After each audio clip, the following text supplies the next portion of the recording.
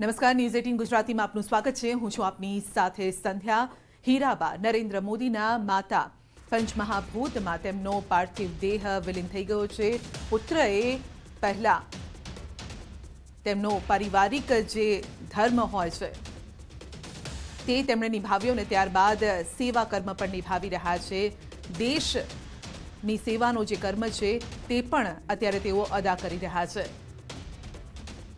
तो माता ने अग्निदाह आप्या बाद मुखाग्नि आप्या बाद तेओ सीधा ज तेमना काममां जोतराई गया छे। कर्तव्य पथ पर प्रधानमंत्री मोदी हीराबाना निधन पर ममता बेनर्जीए पण दुख व्यक्त कर्युं छे, श्रद्धांजलि आपी छे। अने हाल तेओ तो पुत्र धर्म अने राजधर्म बंने कई रीते निभावी शकाय छे तेनुं उत्तम उदाहरण पण अहींया તેમણે પૂરું પાડ્યું છે।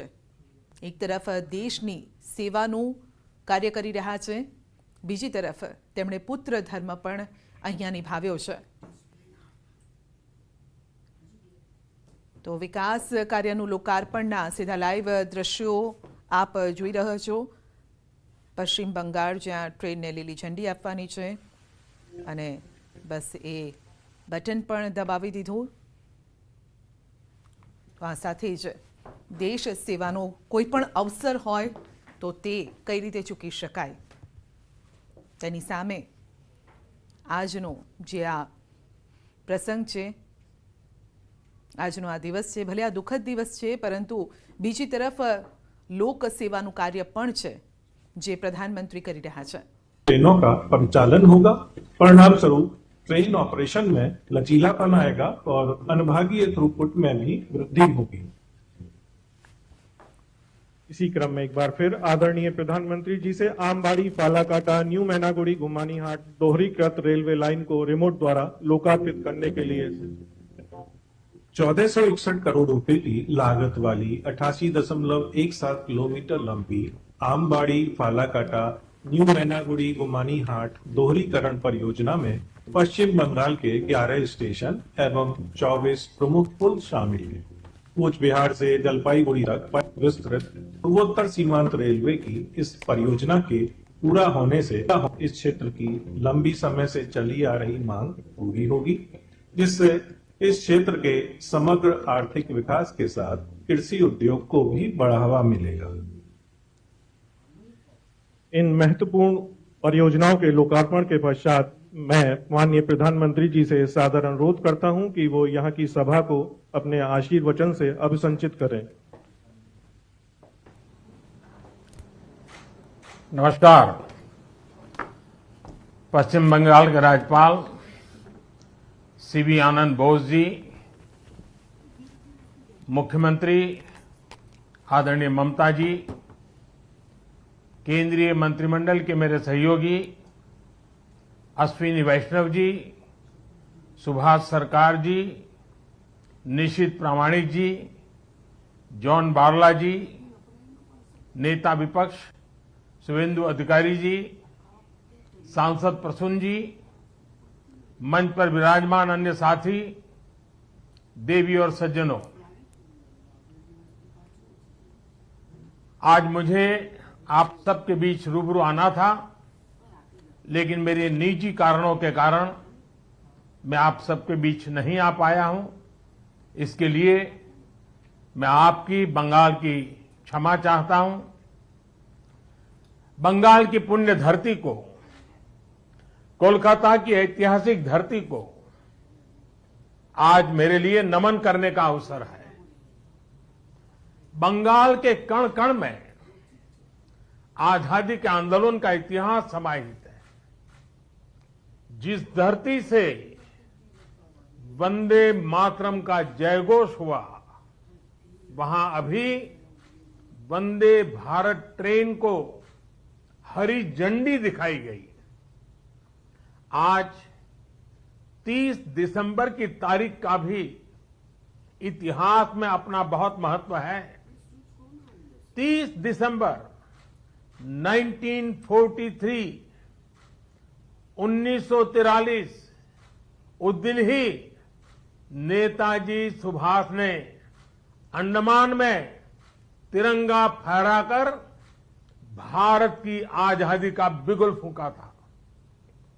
इस घटना के 75 वर्ष होने पर साल 2018 में मैं अंडमान गया था। नेताजी के नाम पर एक द्वीप का नामकरण भी किया था और अब इस समय देश आजादी के 75 वर्ष का पर्व मना रहा है, अमृत महोत्सव मना रहा है। इसी अमृत महोत्सव में देश ने 475 वंदे भारत ट्रेन शुरू करने का संकल्प लिया था। आज इसी में से एक हावड़ा न्यू जलपाईगुड़ी वंदे भारत ट्रेन यहां कोलकाता से शुरू हुई है। आज ही रेलवे और मेट्रो की कनेक्टिविटी से जुड़े अन्य प्रोजेक्ट्स का भी लोकार्पण और शिलान्यास हुआ है। करीब 5,000 करोड़ रुपए की लागत से जोका बीबीडी बाग मेट्रो प्रोजेक्ट पर काम हो रहा है। इसमें से जोका तरालता मेट्रो रूट बनकर तैयार हो गया है।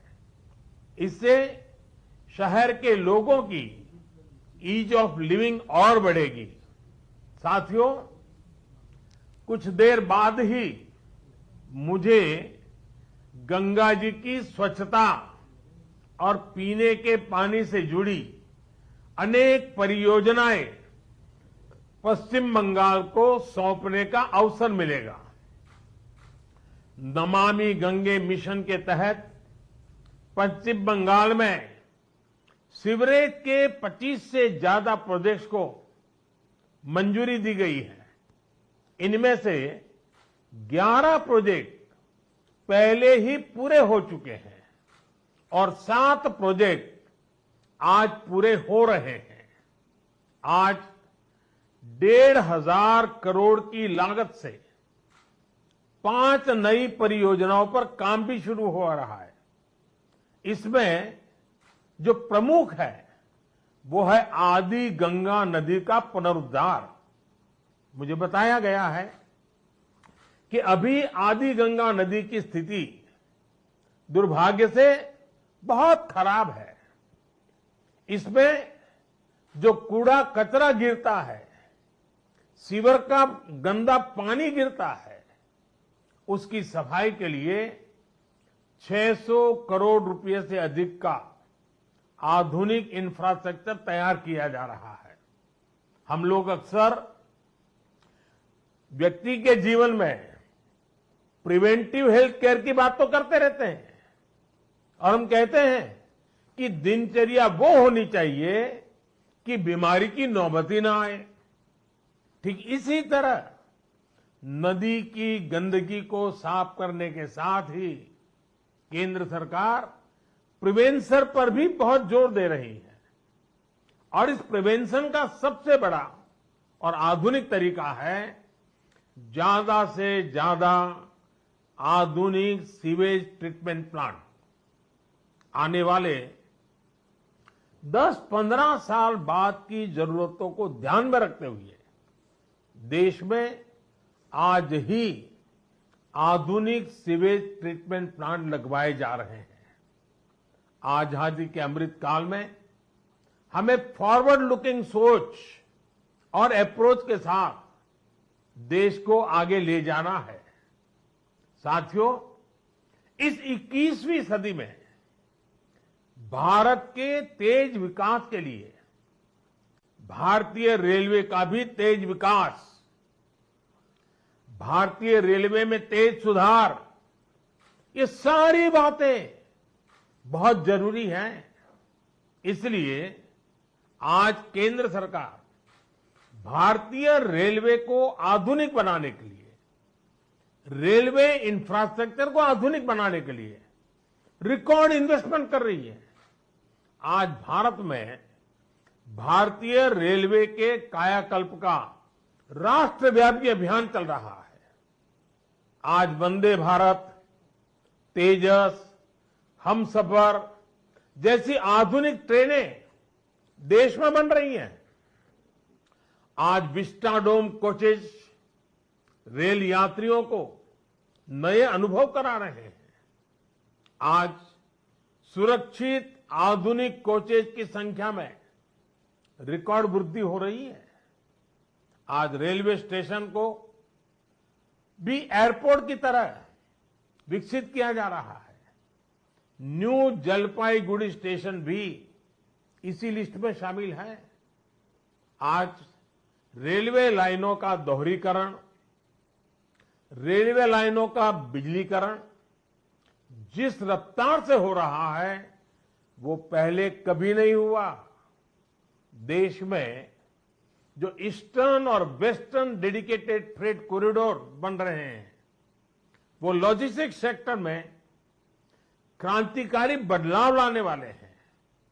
सुरक्षा हो, स्वच्छता हो, सामर्थ्य हो, सामंजस्य हो, समय की पाबंदी हो, सहूलियत हो, भारतीय रेलवे आज एक नई पहचान बनाने की हम सबकी कोशिश रंग ला रही है। बीते 8 वर्षों में भारतीय रेलवे ने आधुनिकता की नींव पर काम किया है। अब आने वाले 8 वर्ष में हम भारतीय रेलवे को आधुनिकता की नई यात्रा पर निकलते हुए देखेंगे। भारत जैसे युवा देश के लिए भारतीय रेल भी युवा अवतार लेने जा रहा है और इसमें निश्चित तौर पर 475 से ज्यादा वंदे भारत ट्रेनों की बड़ी भूमिका होगी। साथियों, आजादी के बाद के 7 दशकों में 20,000 रूट किलोमीटर रेल लाइन का बिजलीकरण हुआ। वहीं 2014 में हमारी सरकार बनने के बाद बीते 7-8 वर्षों में ही 32,000 रूट किलोमीटर से ज्यादा रेल लाइन का बिजलीकरण हो चुका है। ये है देश के काम करने की रफ्तार, रेलवे के आधुनिकीकरण की रफ्तार। और इस रफ्तार को तेज करने के लिए अब भारत में दुनिया के सबसे शक्तिशाली बिजली के रेल इंजनों का भी तेजी से निर्माण हो रहा है। साथियों, आज के भारत की स्पीड और स्केल का एक और प्रमाण हमारा मेट्रो रेल सिस्टम है। कोलकाता के लोग जानते हैं कि दशकों से मेट्रो रेल पब्लिक ट्रांसपोर्ट का कितना बेहतरीन माध्यम रही है। 2014 से पहले तक देश में कुल मेट्रो नेटवर्क 250 किलोमीटर से भी कम था और इसमें भी सबसे बड़ी हिस्सेदारी दिल्ली एनसीआर की ही थी।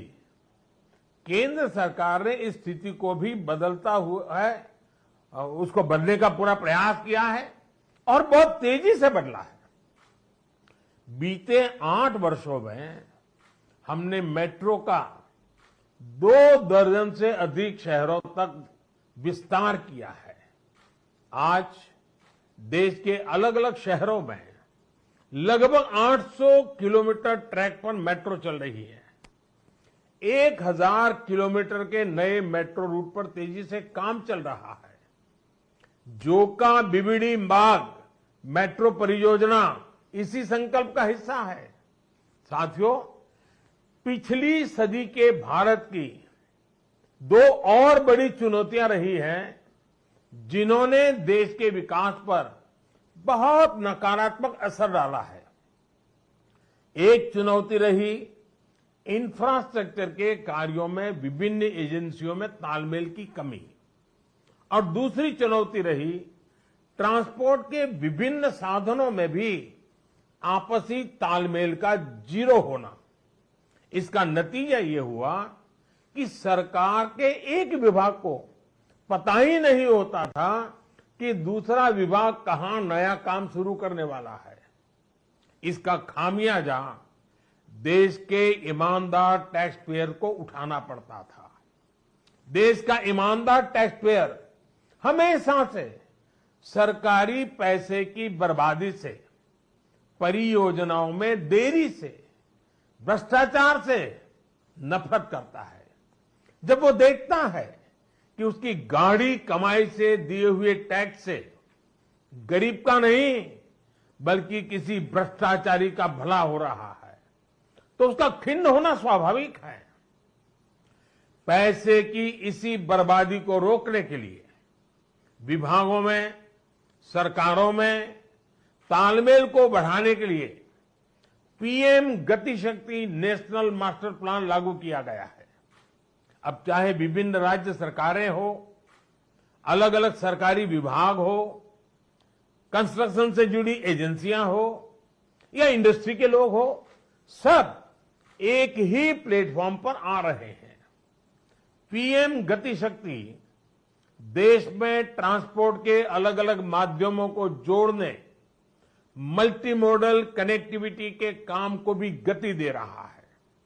आज देश में रिकॉर्ड तेजी से हाईवे बन रहे हैं, एयरपोर्ट बन रहे हैं, वाटरवे बन रहे हैं, नए पोर्ट बन रहे हैं और इसमें भी सबसे बड़ी बात यह कि इन्हें अब इस तरह तैयार किया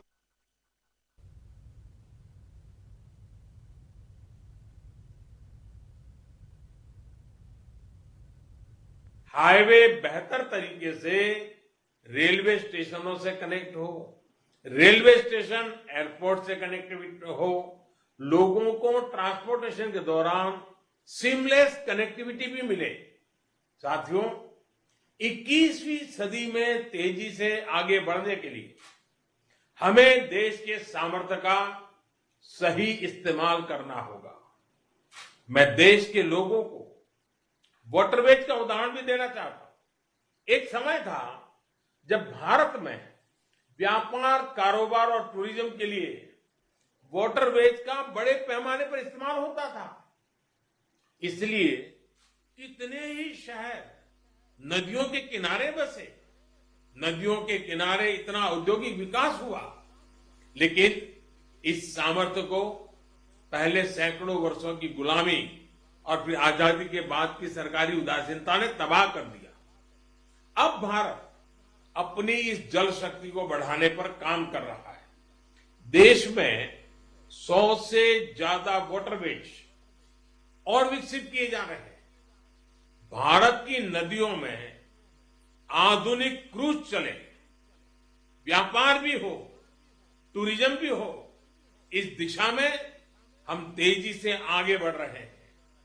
केंद्र सरकार ने बांग्लादेश सरकार के सहयोग से गंगा और ब्रह्मपुत्र नदियों के बीच वाटरवे लिंक स्थापित करने पर भी काम किया है।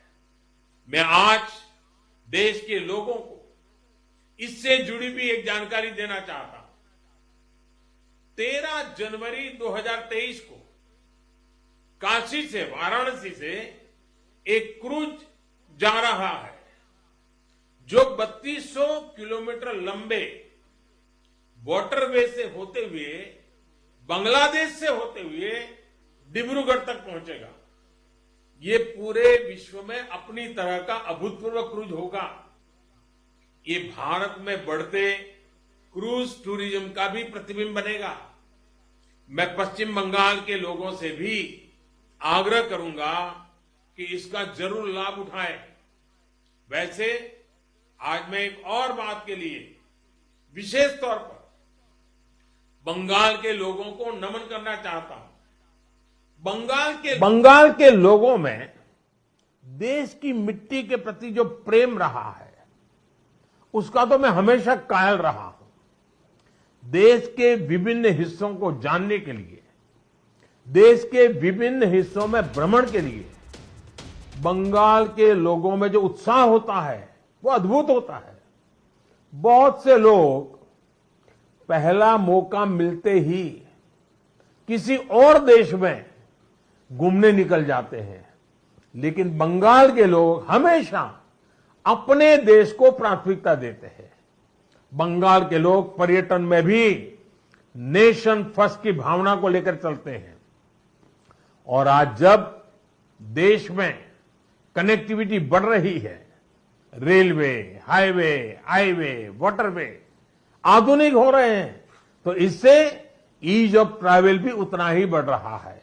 इसका बड़ा लाभ बंगाल के लोगों को भी मिल रहा है। साथियों, गुरुदेव टैगोर द्वारा रचित प्रसिद्ध पंक्तियां हैं, ओ ओमार देशेर माटी, तोमार पौरे ठेकाई माथा, यानी हे मेरे देश की माटी, मैं तुम्हारे आगे अपना सर झुकाता हूं। आजादी के इस अमृत काल में मातृभूमि को सर्वोपरि रखते हुए हमें मिलकर काम करना है। आज पूरी दुनिया भारत को बहुत भरोसे से देख रही है। इस भरोसे को बनाए रखने के लिए हर भारतीय को पूरी शक्ति लगा देनी है। हमें हर दिन का उपयोग राष्ट्र निर्माण में करना है, हर पल का उपयोग राष्ट्र निर्माण में करना है। देश सेवा के कार्यों में हमें रुकना नहीं है। इन्हीं शब्दों के साथ मैं इन अनेक परियोजनाओं के लिए बंगाल को बहुत बहुत बधाई देता हूं। फिर एक बार आपका अभिवादन करता हूं और मैं अपनी बात को समाप्त करता हूं। बहुत बहुत धन्यवाद।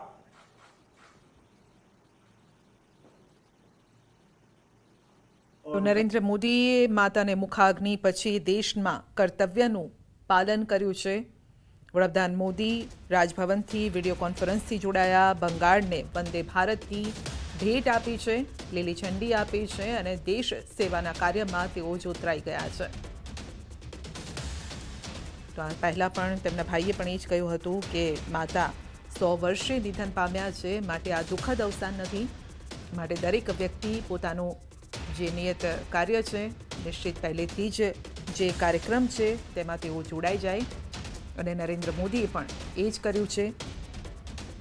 વંદે ભારતની બંગાળને ભેટ આપી છે, લીલી ઝંડી આપી છે, જેનાથી બંગાળવાસીઓમાં પણ ખુશી જોવા મળી રહી છે। મમતા બેનર્જીએ પણ શ્રદ્ધાંજલિ પાઠવી હતી। પહેલા શબ્દો પણ મમતા બેનર્જીના એ જ હતા કે તમારી માતા એ અમારી માતા, અને આજનો જે આ દુઃખદ દિવસ છે તો આપે પણ થોડો આરામ કરવાની જરૂર છે।